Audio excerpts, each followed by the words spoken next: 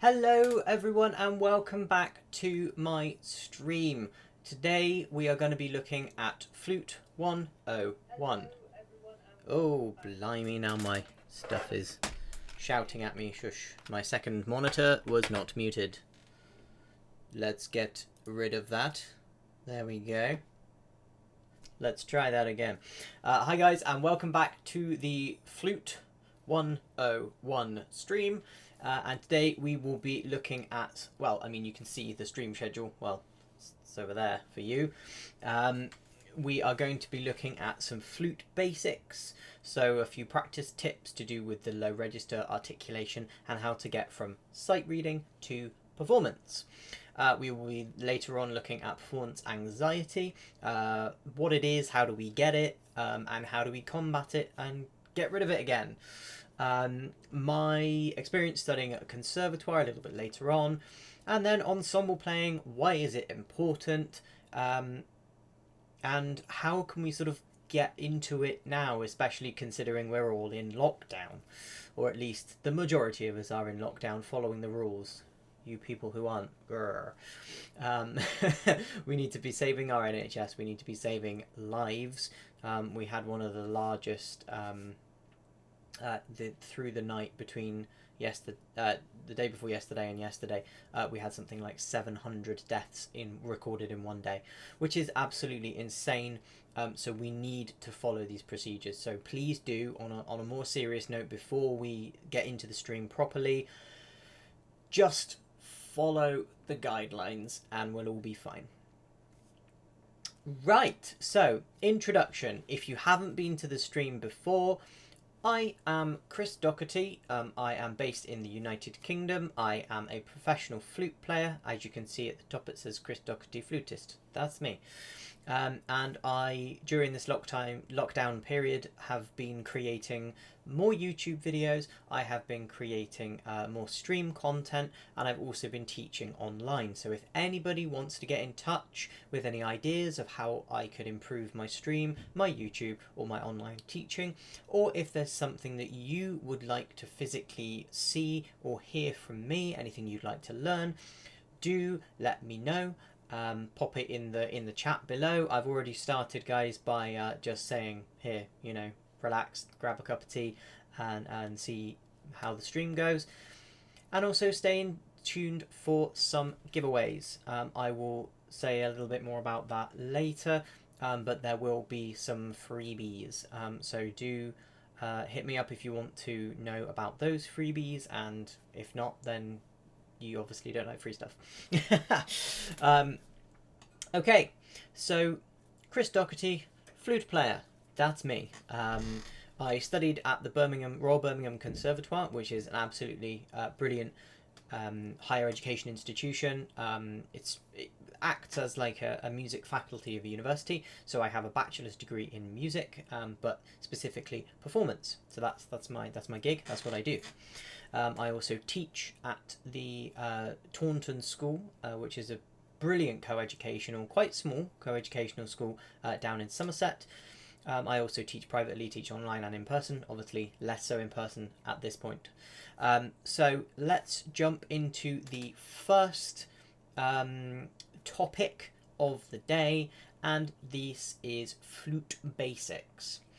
Now, you might be thinking, well, how basic is basic? I'm not going right back to the beginning, you know, how to form a note, how to consistently blow air out, anything like that, because there are videos on my YouTube channel. So if you're watching on YouTube right now, you can actually go and watch those. I would recommend watching the stream first, because this is live, or you can always, I suppose, re-watch it afterwards.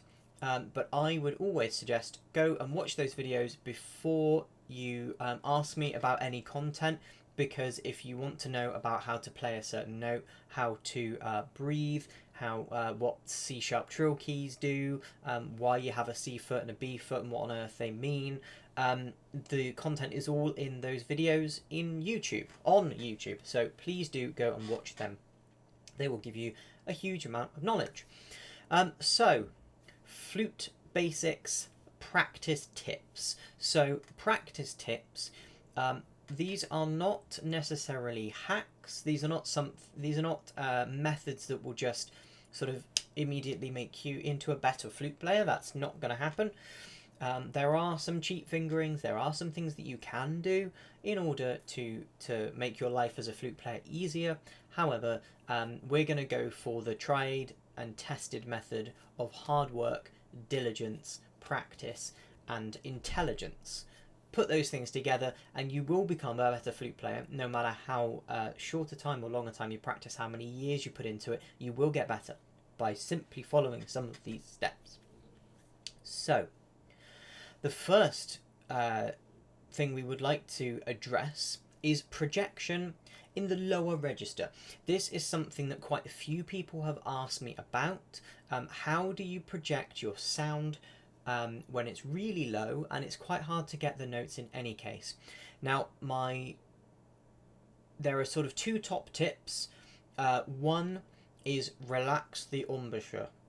You need to be really nice and relaxed. The point of being relaxed is that if you tighten up, you don't allow the air to go through. And these notes down the bottom of the flute, they require quite a large and slightly slower volume of air than notes higher up on the flute. Or that's how I explain it. So we want to take in a huge amount of air. So imagine a yawn. Yawning breath is the most effective way of getting air into the system, because your body is basically saying, I don't have enough air. How do I get more air into my system? And this normally happens obviously when we're tired. So when we're tired, we just breathe in a very shallow way. And that means that our oxygen is not enough to keep things going, which is why we get tired. We don't have enough oxygen in the bloodstream. So we go, oh, and we always feel a little bit more awake every time we yawn, and then of course we start breathing shallow again, we get a bit tired. Oh, and we kind of wake up a little bit more.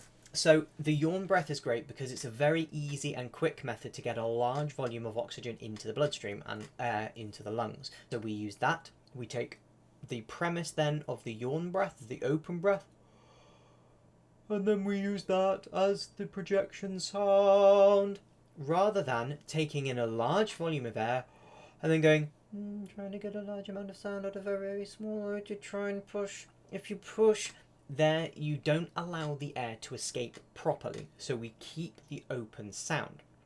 So, a yawn breath and an open embouchure. Embouchure is the size and shape of the lips, so we normally tend to think of an oo sound, so imagine going ooh la la, as a French person would say, perhaps, or perhaps a really an English person doing a very bad French accent, i.e. me. So you think oo as in French sounding oo sound. So we would say oo and they would say oo. And that is the difference. We need an oo kind of shape, but we don't need it to be oo really small. We need oo, like a rounder, larger sound. Hey, Onion Supply, nice to see you. And yes, I don't know what the yes is referring to, but awesome. So, think larger embouchure, rounder embouchure, a larger oo kind of sound. But how do I play heavy metal on the flute? Heavy metal on the flute. Okay, so that is actually not part of the stream, but we'll have a quick look into it. So heavy metal music tends to be played by a lot of instruments that are electronically manipulated, like your electric guitars, your bass guitars, and even vocals. You might have some distortion on the microphone. So the flute is not really the best stereotypically metal instrument. I quite enjoy metal, so cool.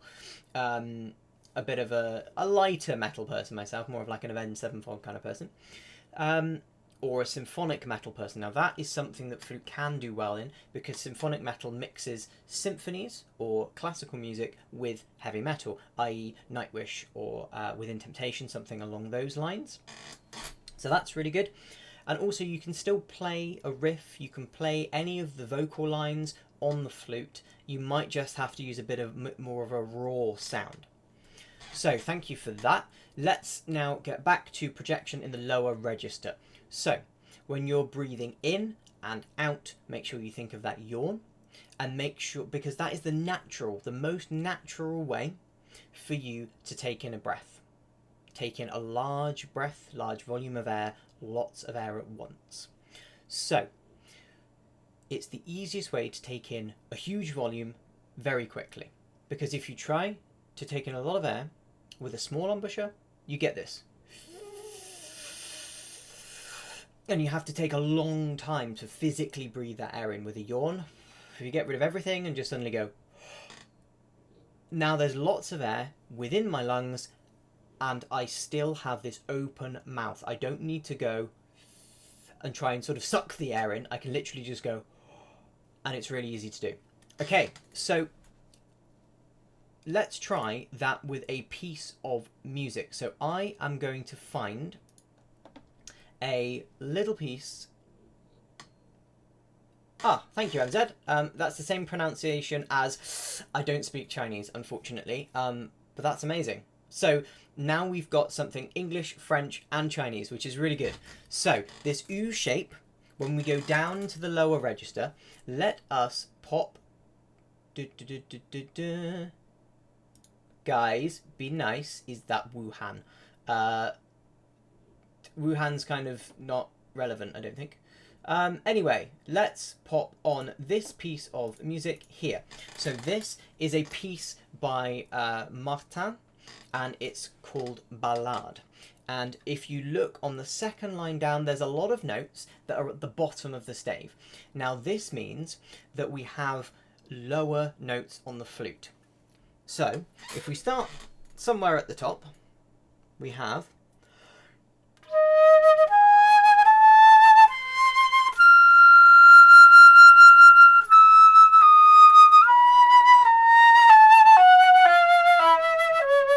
and then as soon as we get to that point, we want to take another massive breath, because we are then going to go into the low register and we need to make our mouth shape wider, and we need to take that yawn breath.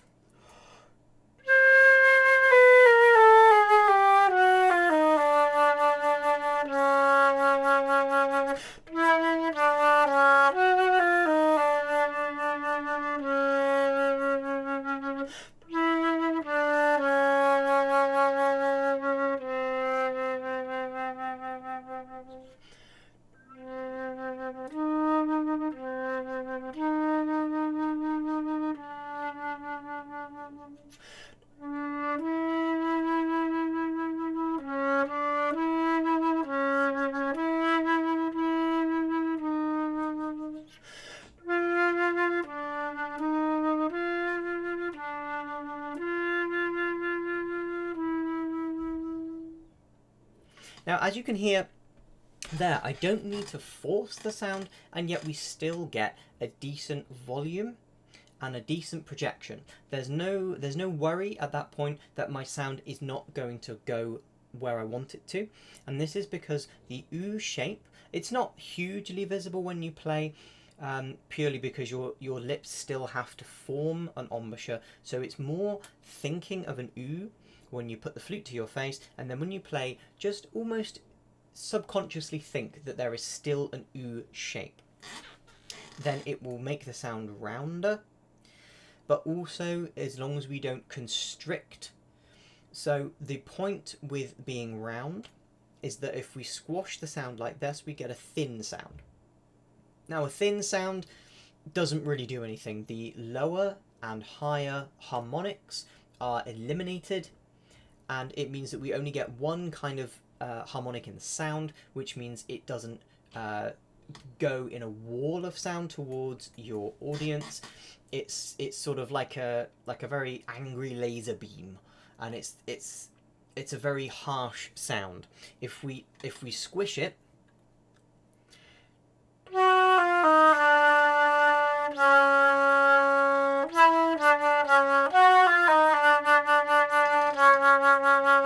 if we try and squeeze that sound, it sounds very angry. And I think that is the most important thing to get away from, is to get away from that very angry sound. We just want a nice, easy.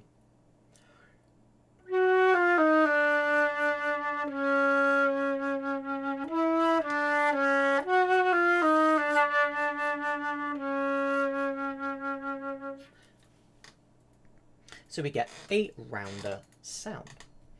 Now, moving on, we're going to move on to some articulation now, and sticking with the lower register, we are going to have a look at a piece by Jolivet. Now, Jolivet is a French composer of the last 100 years or so.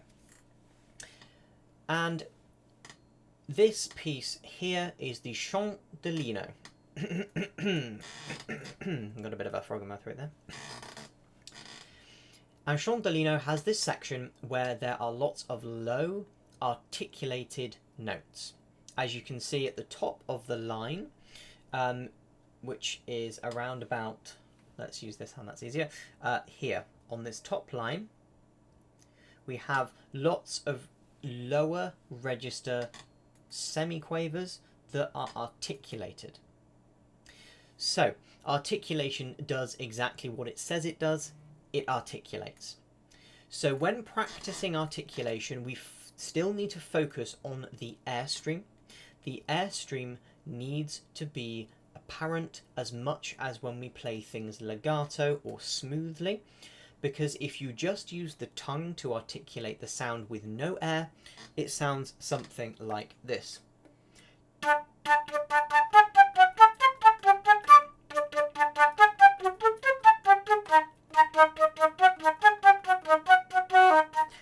And it's very spitty. It's very there's no sound, there's no life to the sound. It's just and please don't clip that. Now, that is all well and good to say, well, it's spiky, it's short, it's supposed to be like that. But there still needs to be sound. So we need to maintain the best possible sound that we can by using lots of air. Now, obviously, the airstream, the best way is to yawn, to breathe in. And then when we produce the embouchure, we still don't want to be too tight. We still want to be that ooh kind of shape. And we don't want to just use the tongue. We want to use the air to produce the note, and the tongue lightly interrupts the airstream. So the tongue gently sort of gets in the way of the airstream and interrupts the streams of notes, and that is how articulation is achieved. Rather than the tongue creating the sound like I just tried to show you there, it articulates the air that's already there. So it's most difficult to accomplish this accomplish it comfortably in the low register, because it's very easy to forget air, and then we get that kind of sound, and it's not really what we want. So we will now, I will try and play for you. We'll play it a little bit slower so you can hear a bit, but what we'll do is we'll play it with some articulation, but also with some air. We'll start off, firstly, by using just air. And I'll play it slowly so you can hear.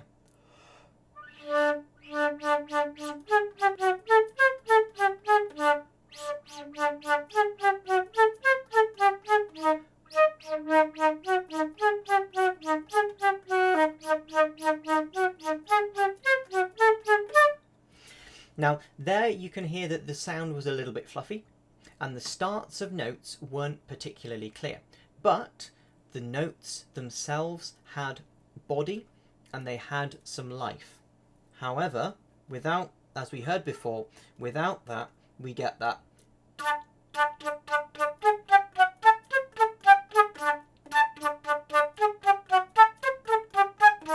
I mean, you're somewhere in the middle.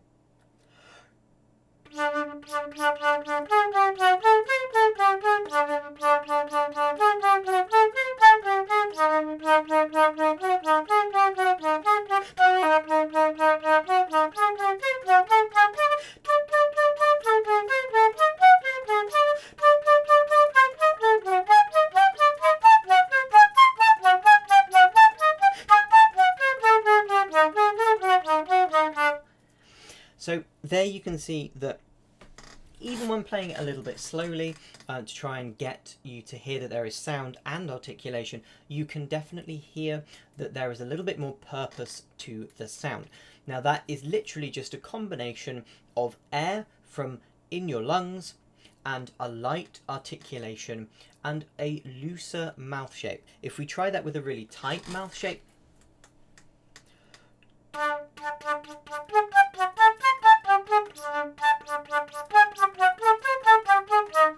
we get a lot of splitting because the air that's trying to be forced through is too much for the embouchure, and therefore it splits, and then the tongue gets in the way of what air can go through and stops certain notes.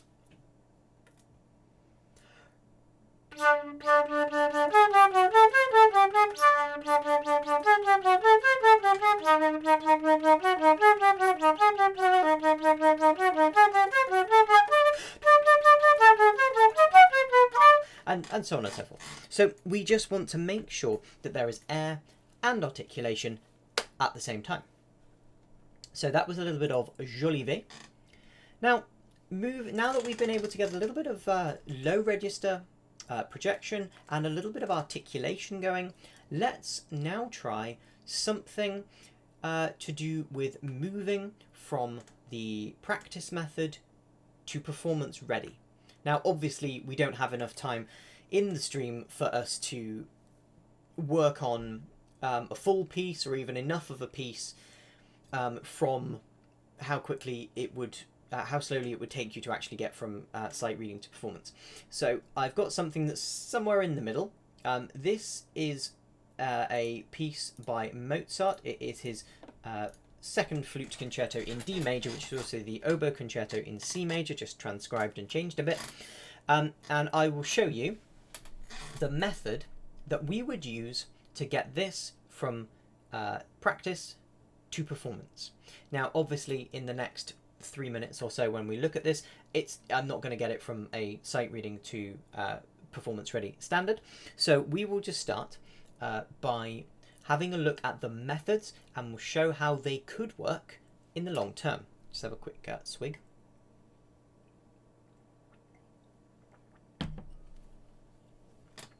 So let's take actually a little bit, not the very beginning.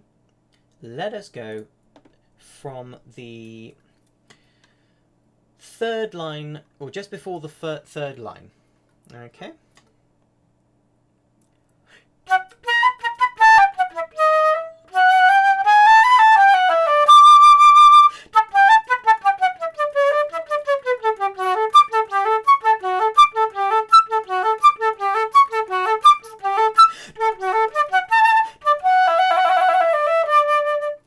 Now, that little snippet was very much under tempo.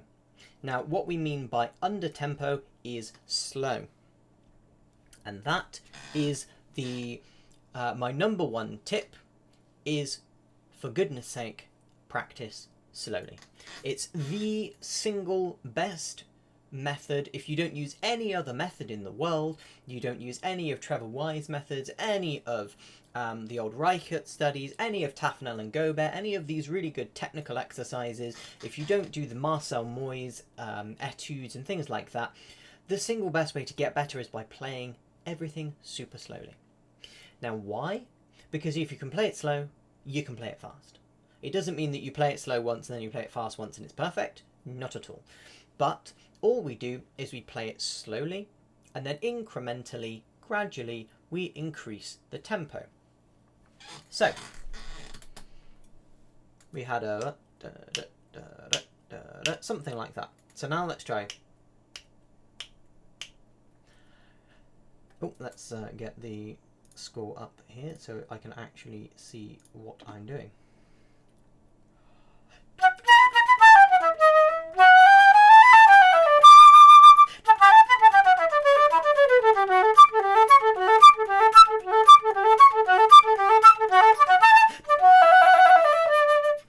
And there we go. It's a little bit quicker. We can go even quicker. Obviously, this is taking this is a very quick whistle stop version of what you would actually do.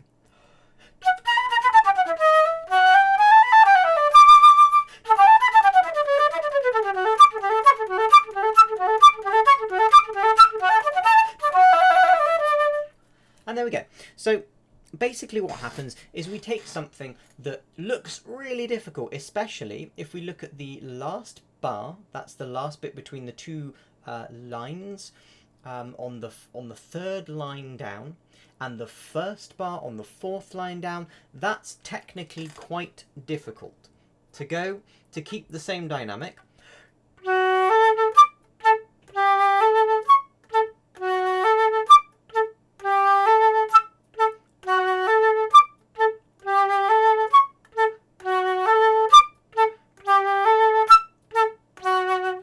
To keep that nice, so the sound is good, it's articulated, and it's still projected, we need to work really quite hard. So we take a massive amount of air with that yawning breath, and we use the articulation, the tongue, to gently articulate those notes, rather than playing.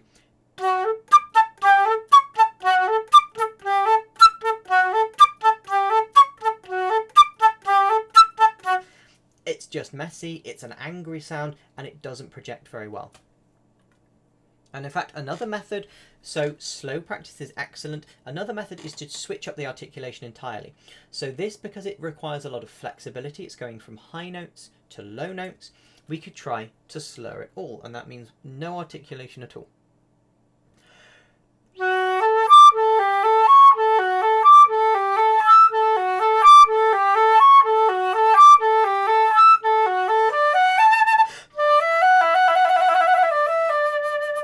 So as you can hear there was no tonguing, and there were no detached notes. Everything was smooth.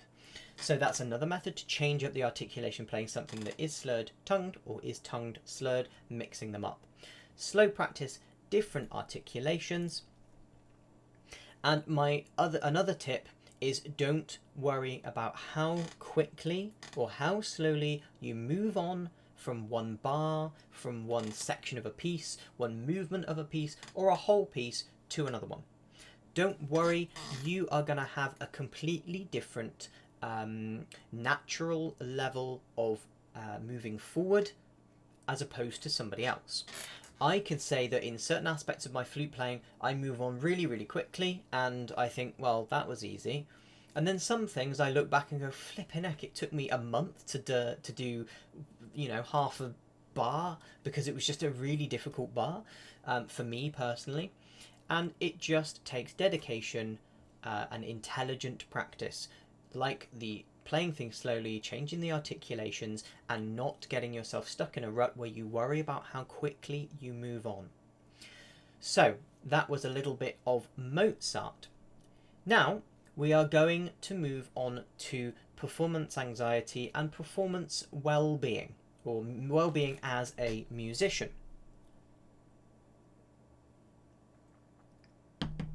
Now this is something I would really, really, really like to spend a bit of time on, because it's something that a lot of musicians really struggle with. So, performance anxiety, what is it? Performance anxiety exists as a form of fight or flight. So it's that response that performers of any kind get when they enter a performance environment, and we can also call this stage fright. Now, within a performing arts perspective, we call it stage fright, but generally speaking, performance anxiety, that can also happen for sportsmen and women. It can happen to anyone, and it can happen at whatever level. You can be a fully fledged, really experienced professional athlete or musician or actor, and you still get performance anxiety to some degree. You could also be someone who's just picked up the flute and they're doing their first concert in front of their parents in their primary school. They've been playing for a few weeks, maybe a couple of months, and they can only play a few notes, and they're really nervous that they're going to get those 2 or 3 notes that they can play wrong. So this is the performance anxiety, is where the body feels excitement or fear, sometimes both, and produces adrenaline to allow your body to react in the fight or flight response. So the reaction itself isn't a bad thing. However, the symptoms that it produces, if you're unable to harness that adrenaline and you're unable to use that adrenaline either to run away or to fight an attacker, adrenaline manifests itself in symptomatic ways in the body, and they can include, and they are not limited to, but include uncontrollable shakes, sweaty hands, dry mouths, slippy chins. It can be sort of like almost like stars in your eyes. You almost black out a little bit. Varying degrees and a lot of different levels of severity. So how can we combat this? So the first thing, probably the easiest way to combat it is to actually sort of artificially induce those feelings. So rather than getting yourself worked up and in a stressful situation like you will be in when you perform, it's best if you get yourself into a position where you have created one or two maybe symptoms at a time. You don't want to think, oh well, I get sweaty hands, I also get very cold, I also get shaky, and I also sweat a lot. You don't want to get all of those things at once. So what we try to do is we pick a method that's generally some kind of stimulus like exercise to create one or two of those symptoms at a time. So what I mean by this is you could, for example, run up and down your flight of stairs that's maybe 10 or 12 stairs a few times. If you're not very fit, once or twice will probably do it and you'll be a bit out of breath. If you're exceptionally fit, you might have to do it 10 times. I normally have to do it a few times. Not the really, low number, but also not the really high number. I'm moderately fit and nothing more. So run up and down the stairs a few times, get yourself out of breath. You will notice that your hands are a bit clammy, this might be a bit sweaty, and you're quite hot. That's good. That's not too many symptoms, and the rest of the nervousness generally won't be there. Then go and practice. Go and practice with those symptoms right there. So you run up and down the stairs a few times, and you keep those symptoms. Then you could also try a different one where you could perhaps practice in an ice bath, because then your body temperature is going to be, your heart's going to be pumping a lot faster to try and get the warm blood around your body because you're cold. And this can also work if you get freezing cold hands when you play. And also just get you used to playing in cold venues like churches and things. So that's one easy way. Another way is just to continue to perform. The best thing you can do really is just get used to performing. Because after a while, you will get to that point where your mind will just say, do you know what? I enjoy performing, I love performing, and I don't really give a monkey's about what people think of my performance. I loved it, or I hated it, no one's going to change my opinion, but I went out and I did it. And at some point there will be some kind of eureka moment, and that will happen for you. Generally speaking, it did for me. Several years ago, I was doing a concert and I thought, I'm not getting nervous. I just really love what I'm doing right now. I'm enjoying the performing. It's absolutely brilliant. Everything's working. I didn't get nervous at all, pretty much. Maybe you could say on the flip side, the adrenaline wasn't there and therefore the performance wasn't perhaps as engaging, but it got to the point where I just wasn't that nervous.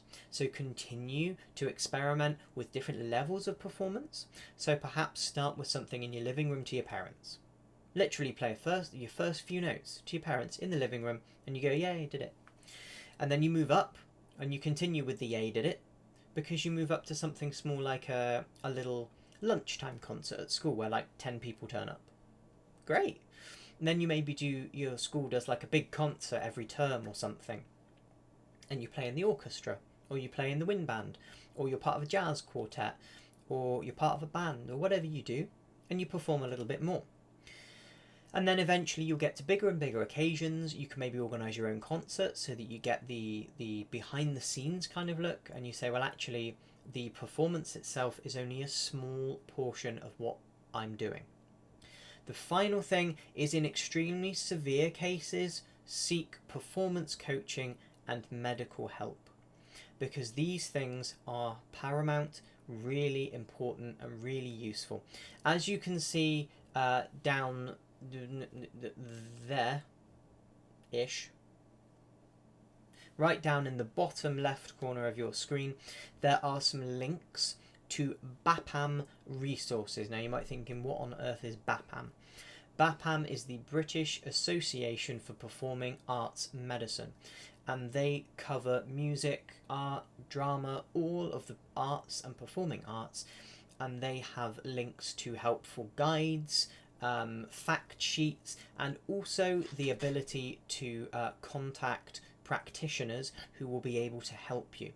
So if you get certain reactions when you perform, or if you practice too much and your hands start to hurt, you can see hand specialists. You can get all of that through BAPAM. So they are absolutely brilliant. It's www.bapam.org.uk. And then, of course, there is also the document/psychological-self-care_BAPAM/factsheet.pdf. And that, if you follow that link, will take you to the PDF of the psychological healthcare, your own self-care.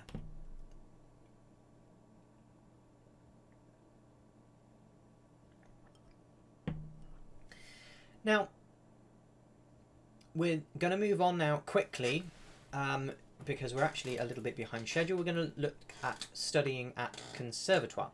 Now, I studied at Conservatoire. I was in Birmingham for 5 years. 5 of the best years of my life. I absolutely loved it. And we're going to go through sort of my expectations with regards to lectures, seminars, classes, etc., and the reality. But I'm quickly now going to mention something about a giveaway. I will also pop it in the chat so that everybody can see. So everyone who joins the stream after I've mentioned this, they will know. So if you follow my social media links, so there will be, if you follow me on Instagram, if you like my Facebook page, if you follow me on Twitter, and then subscribe to either Twitch or YouTube, or follow me on Twitch, subscribe to me on YouTube, you have the opportunity to get free lessons with me. Obviously, during the quarantine period, if you want a free flute lesson or a free music theory lesson or anything along those lines, you will obviously have to have them over Skype, because that's currently the only way we can do it. But if you, let's reiterate, if you follow me on Instagram, if you like my page on Facebook, if you subscribe to me on YouTube, and or follow me on Twitch, and also follow me on Twitter, you will be eligible to get a free lesson. Now, all you have to do once you've done those things is just drop me an email and say, hey, I have done these steps. Maybe if you want to add a screenshot, great, sounds good. I will now quickly type in the chat all of those things you need to search for, and if you want a free lesson, let me know.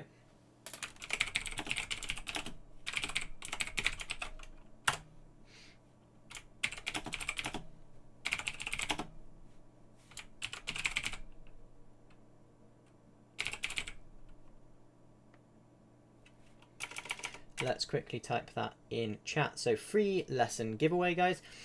If you follow at ChrisDoherty_music on Instagram, if you follow at Chris Flutist on Twitter, like ChrisDoherty.musician on Facebook, and subscribe to my YouTube, or follow on Twitch. You will be eligible to receive a free online lesson. Send me an email when you have completed steps and you're good to go. There we go. So that's just that little bit of housekeeping out the way. So if anyone wants to do those things, and you will be eligible for some free lessons. So now let's move on to, let's go back to here, because our next part of the schedule is studying at Conservatoire. Now, studying at Conservatoire is quite challenging. It's challenging in a good way, though, because it really opens you up to a huge range of musical thoughts, musical ideas, musical expertise from your professors, from your teachers, your lecturers, conductors, coaches, a myriad of people, a variety of teaching styles, and quite frankly, it's amazing. But there were some differences between my expectations and the reality of what was actually happening at Conservatoire. Now, when I thought of Conservatoire, my lecture, seminar, and classes outlook was something like this.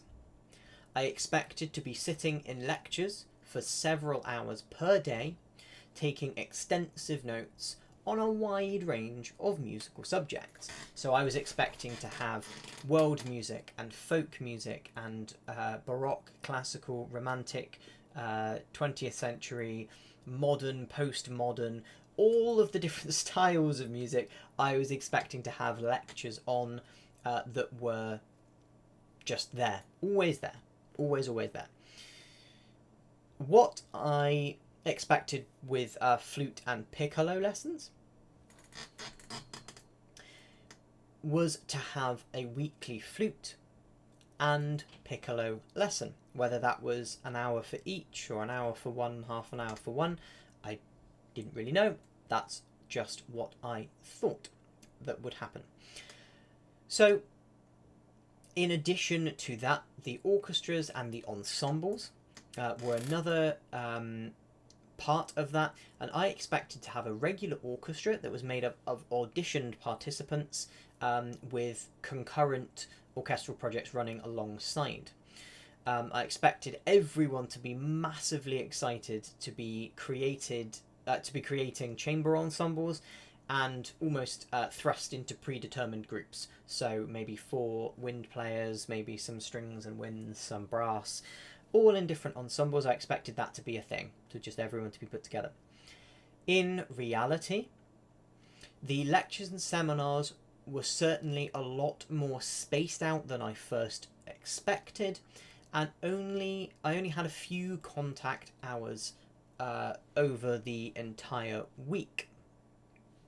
So obviously that was in addition to tutorials, and the breadth of the content was pretty much as varied as I thought, but with some of the content being elective lectures as opposed to compulsory ones.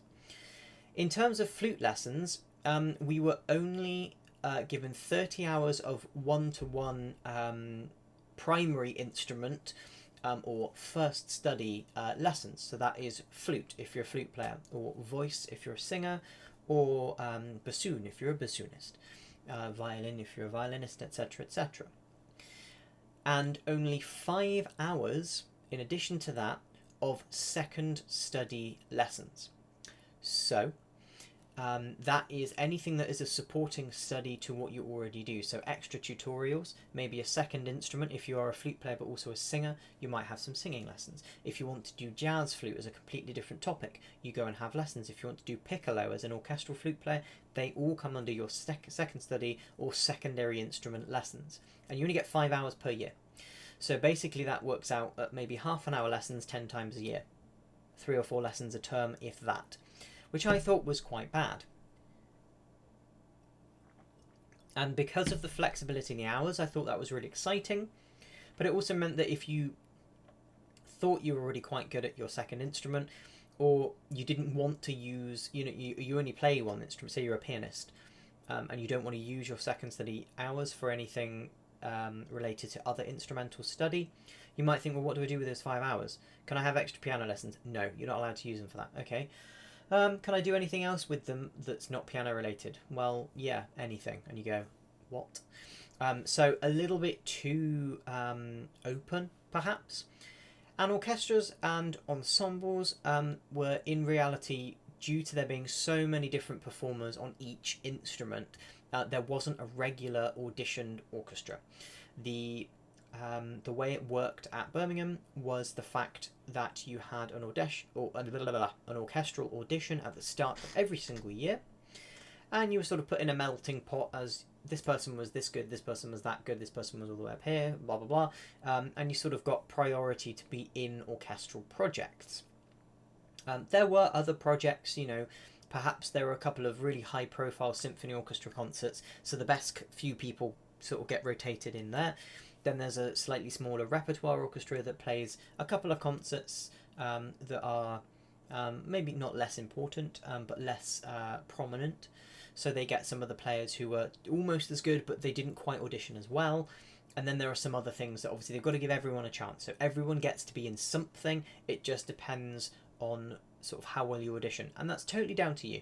It's totally down to the preparation that you put in at the beginning of the year. For some people it's quite difficult because you think, oh, I've just had the summer, I haven't really practiced. But really, if you're on top of your game and you keep practicing, there's no problem.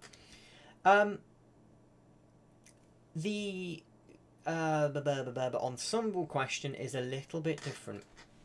The ensemble situation when I started was quite up in the air. There was no pushing towards creating your own, being thrust into ensembles that were predetermined. And there was a sort of a half-assed, please go create a chamber ensemble, it'll be fun. But no real pushing. Later on, after it being largely left up to us to do it and, you know, varying degrees of success, later on, the woodwind department especially, they were brilliant at putting people into wind trios, quartets, quintets, and really getting people into chamber music. And we got an excellent wind quintet that came to coach the Atea wind quintet. Their players are absolutely brilliant, amazing educators and performers in their own right, but work fantastically well as the quintet. So that's Atea, that's Atea, and they were absolutely phenomenal, gave a load of really great coaching. Now, let's now quickly, moving on from the ensembles at Conservatoire, let's move on to ensemble playing and why it's important for us even now.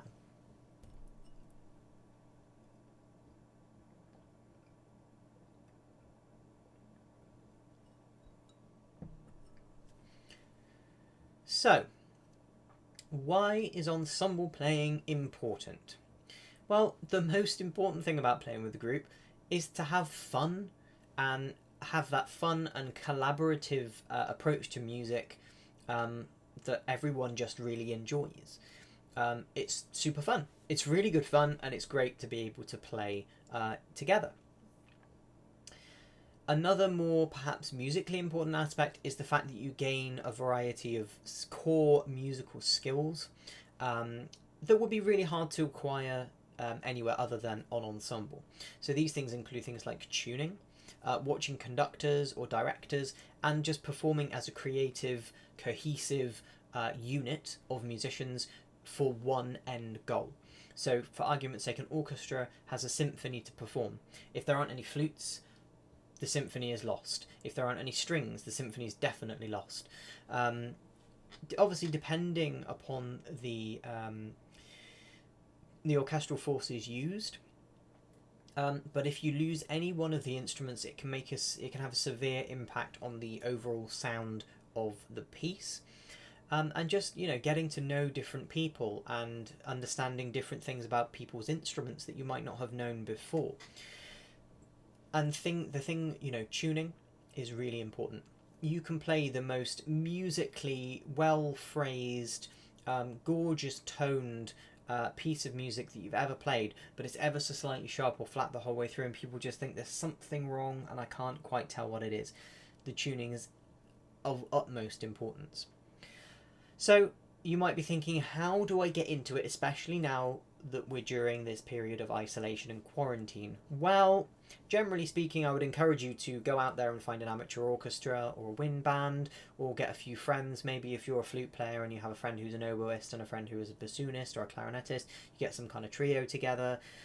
Or your brother and sister, and one plays piano and one plays flute, you can play together, even if it's just pop songs. You can really listen out for those tuning things and those timing issues. So not isolation is to go out and find those ensembles.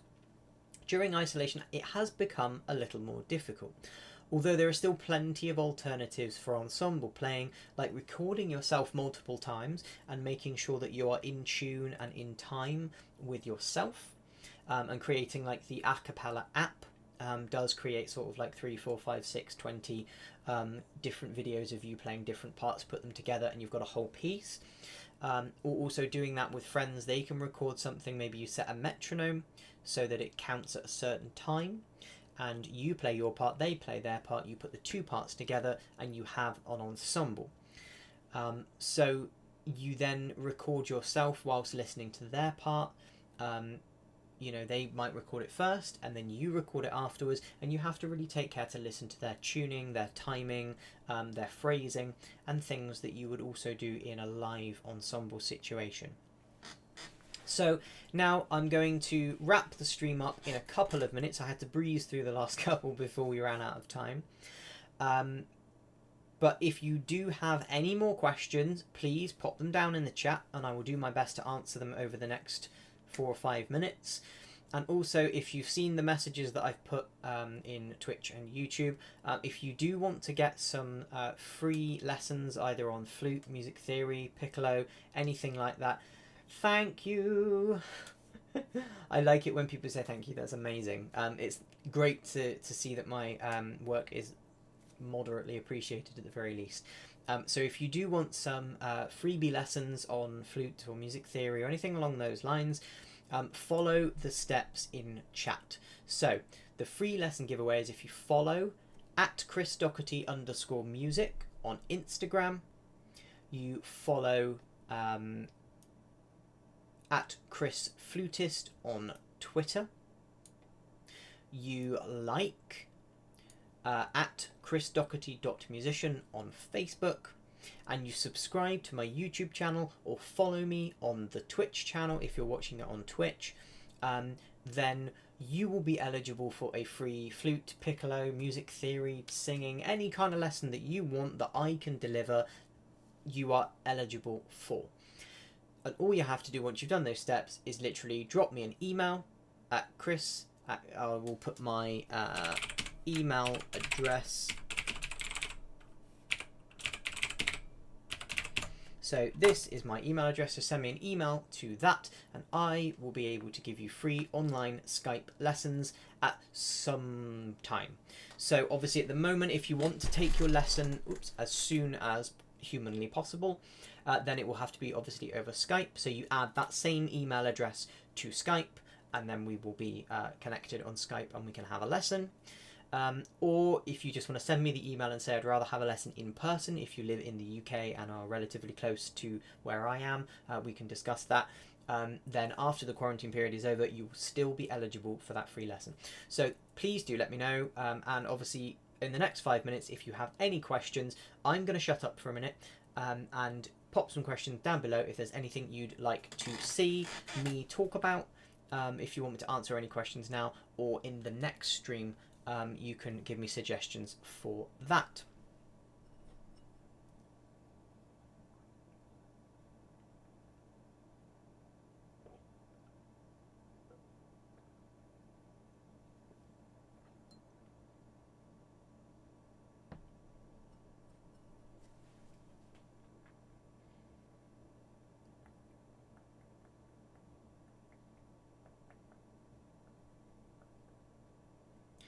Don't worry, don't mind me. I'm just gonna have a little dance whilst we're waiting.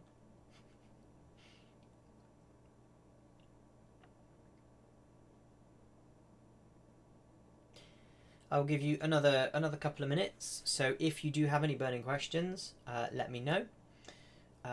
about the stream today, or about anything flute related, music related, whatever you like. And if you have any suggestions for streams in the future, let me know, and I can incorporate that into whatever stream comes next.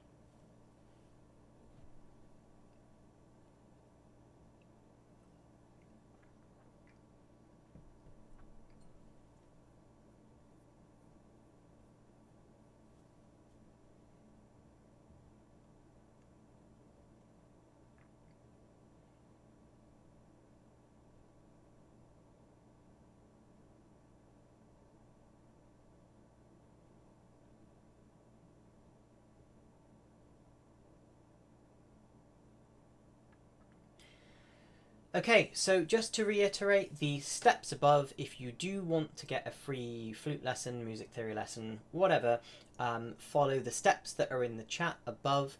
So follow me on Instagram, Twitter, and Twitch, or subscribe to me on YouTube rather than Twitch, and like my Facebook page.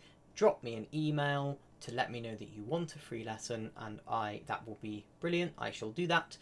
And then drop me an email to the email address below. And obviously if you want an online lesson, that can happen anytime, and you can just send me an email and say, this is what I want a Skype lesson. Then add the email address that's in the chat to Skype, and we will set that up. If you want a lesson in person, we will have to do that obviously after the quarantine period. If you're in the UK and somewhere in the southwest, I could probably do that. And yeah, just thank you so much, guys, for watching the stream. We're going to wrap it up now. I just want to say thank you again for watching. I hope that I've been able to give you some enjoyment, some information, some entertainment of some description, and that you've got something out of this stream. There will be a music theory stream on Saturday at the same time, 2 p.m. BST, because it's now British summertime, not Greenwich Mean Time. I will remember this. I forgot to do that on the Instagram post, so I did check that. So please do follow the steps above for your free lesson. Drop me an email, and even just drop me an email if you're curious and would like to know more. Please do. And thank you so much for watching the stream, and I will see you in the next one on Saturday. And that will be a music theory, slightly more advanced music theory stream. So thank you guys, and I will see you soon. Peace.